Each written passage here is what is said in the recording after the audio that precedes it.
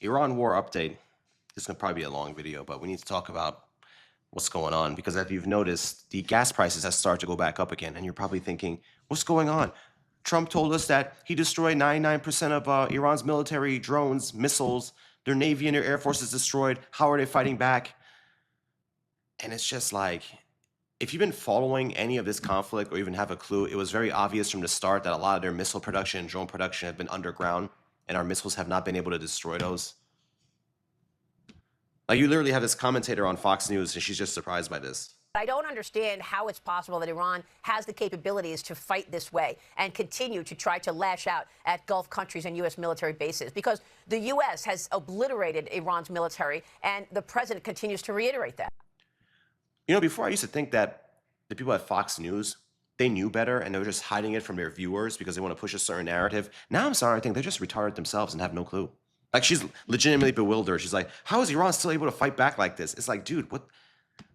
We all have access to the same information. I thought a news organization would have more access to information than someone like me or just the general public, but I guess a brain is just something you just have to be able to know what the hell's going on.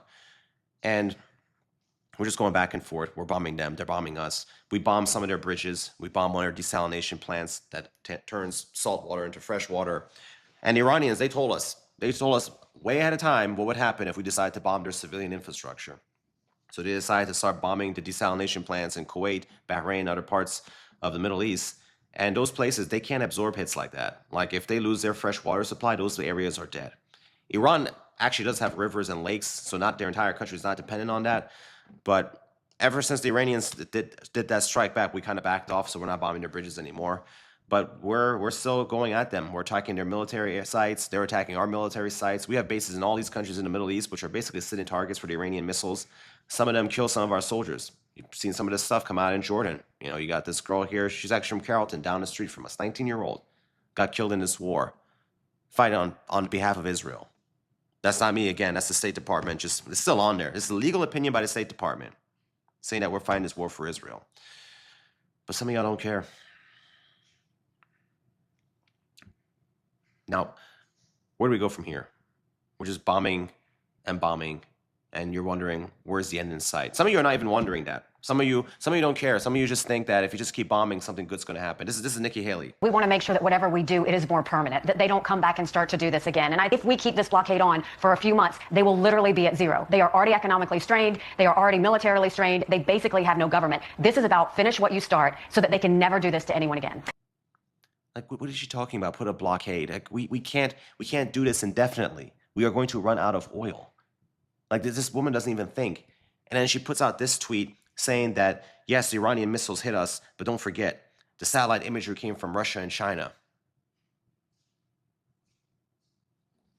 What the fuck are you trying to say? Are you trying to say we need to attack Russia and China? Like, what do you want us to do about it? Like, what the fuck is this?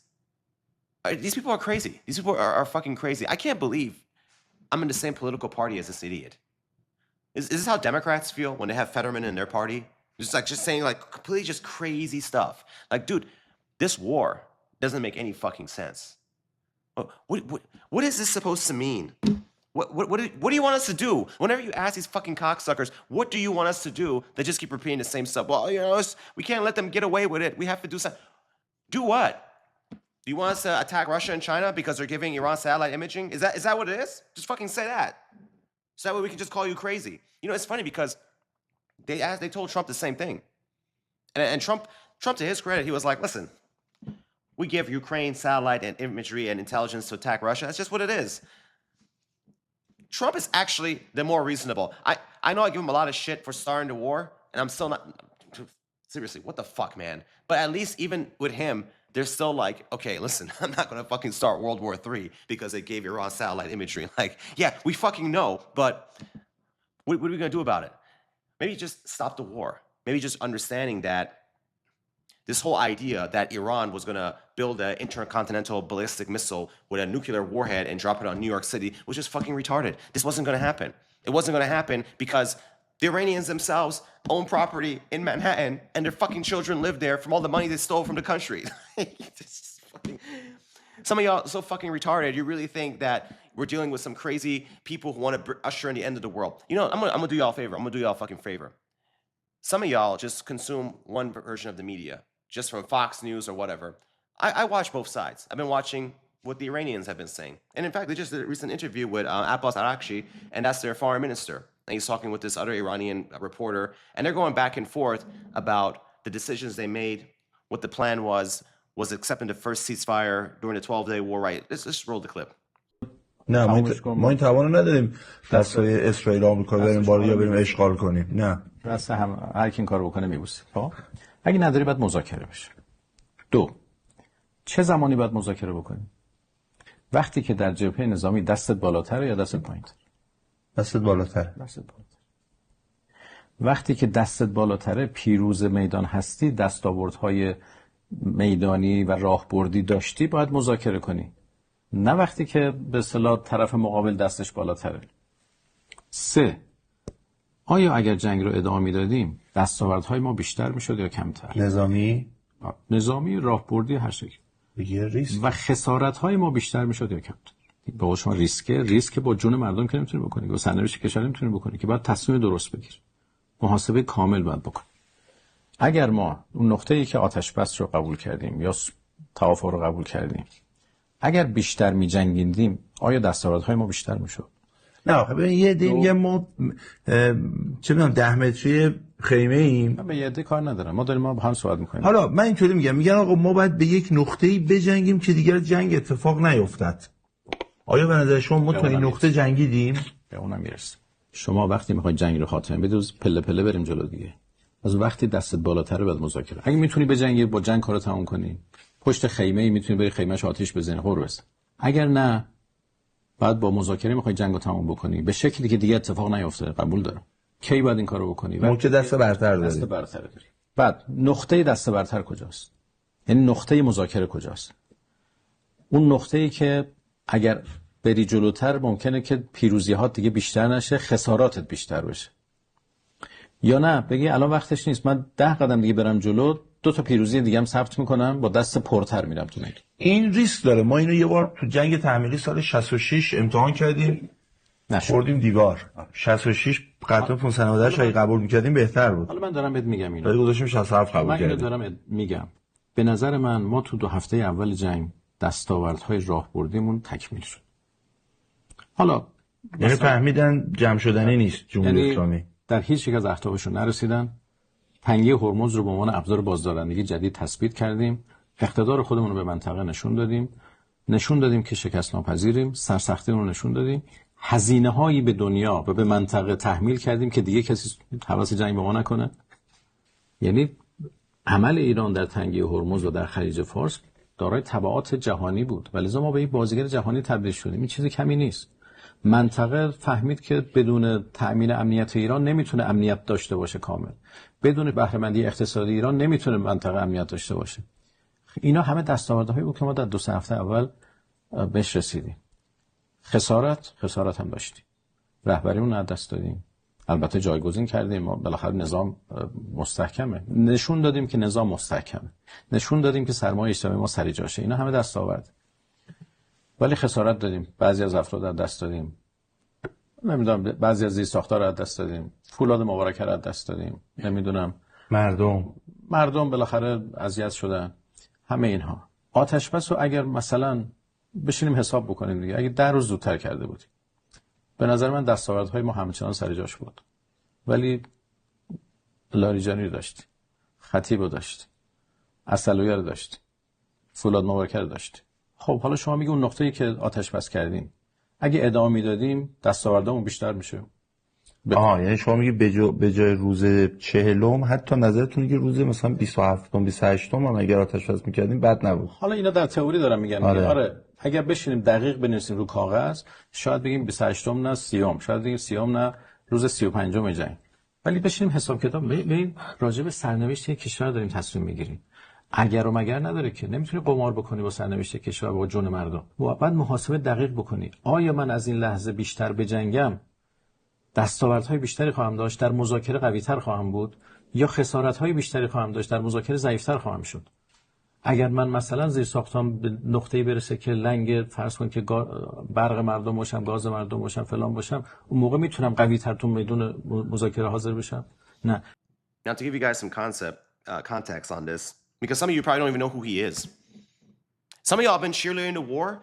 Y'all don't even know who are the people we're dealing with in Iran. You don't even know their names. You don't know what they look like. You don't know what their beliefs are.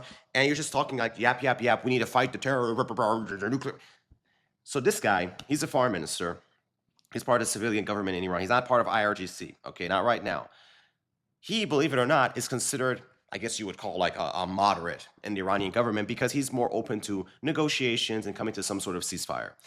Now, there are factions in Iran, they are not down with this guy.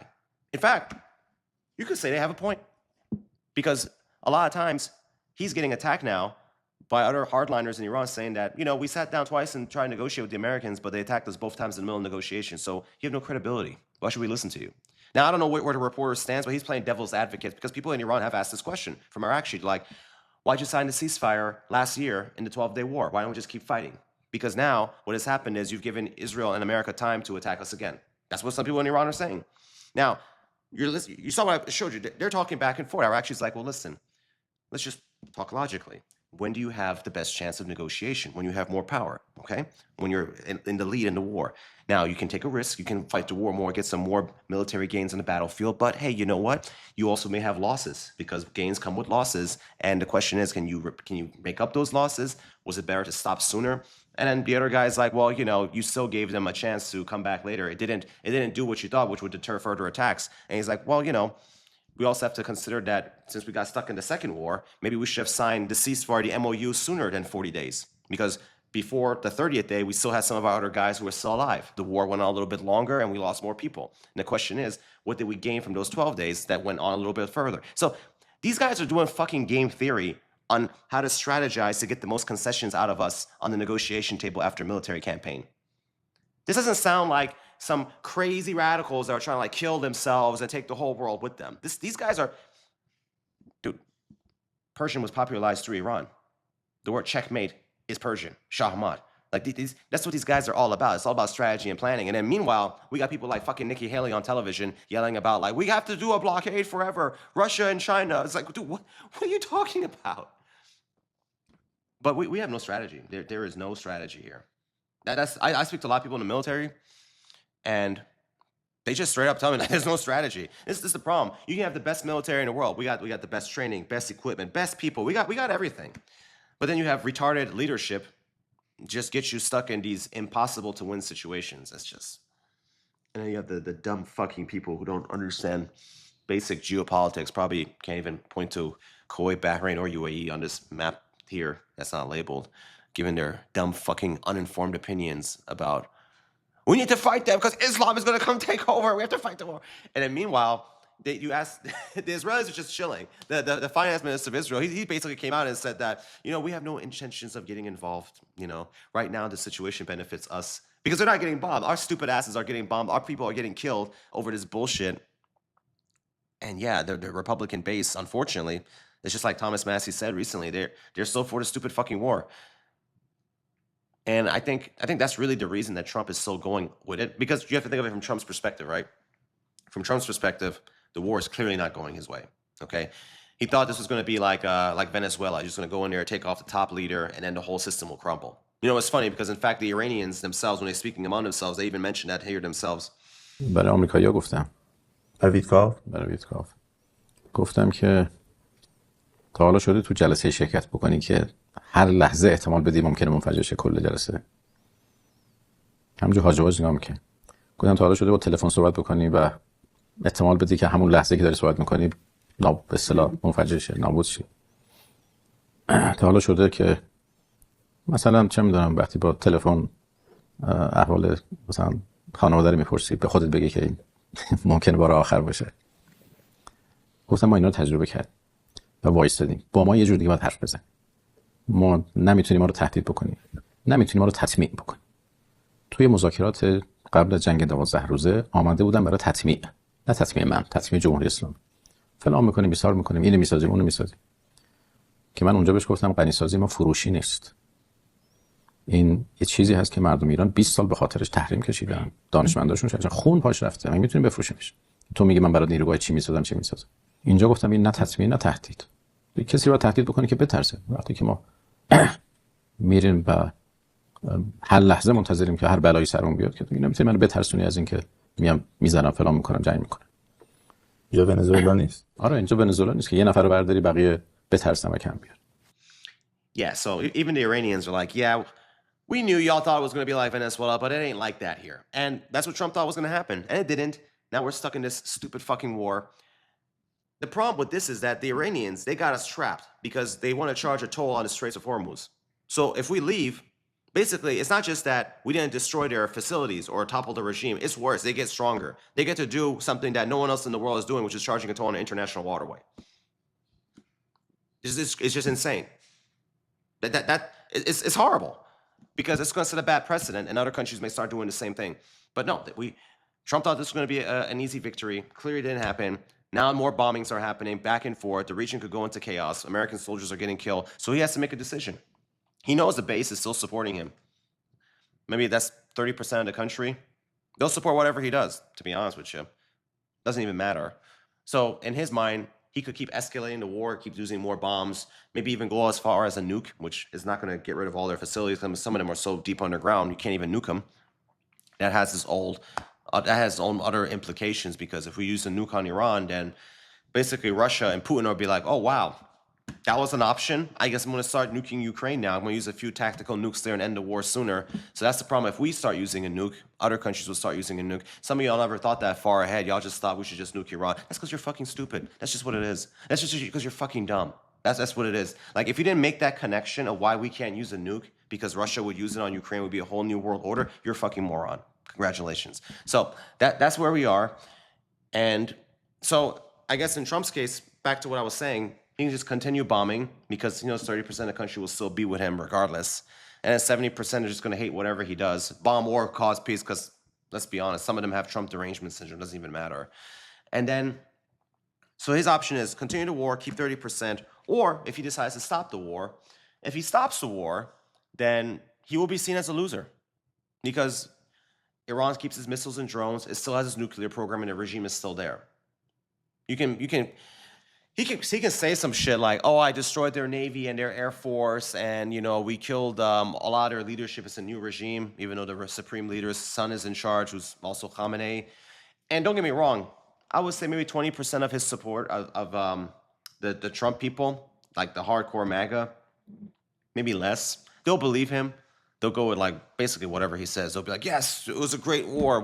They'll look you in the face. They'll be like, yes, we opened up the Straits of Hormuz. Great victory. Never been done before. Only President Trump could have opened up the straits and let oil come out of the Persian. Like, some of them will actually believe that shit. It's just God bless them. Fucking God bless those people. But there'll be a few of his Trump supporters. They'll be like, hey, they're probably the Zionists. They're like Ben Shapiro, Mark Levin, all those people. They'll turn on him. They will fucking turn on Trump. They'll be like, wait, what? You stopped the war? Oh, you're the anti-Semitic president. You left Israel alone. You're going to hell and all this stuff. And yeah. So from Trump's calculation, it's like, all right, then, because if I surrender, I lose the whole country. The people who have Trump derangement syndrome, they're not going to be happy with peace. I'll be happy with peace. But the ones who have Trump derangement syndrome, they're going to be like, oh my God, see, you can't get nothing done. That'll be like the Chuck Schumers, because, you know, he's Senate Democrat majority leader. He wants the war. A lot of these Democrats, Zionists, they want the war. So they're just going to, like, attack Trump for stopping the war. It's like a no-win situation, which is why I never should have fucking done this in the first place. But here we are.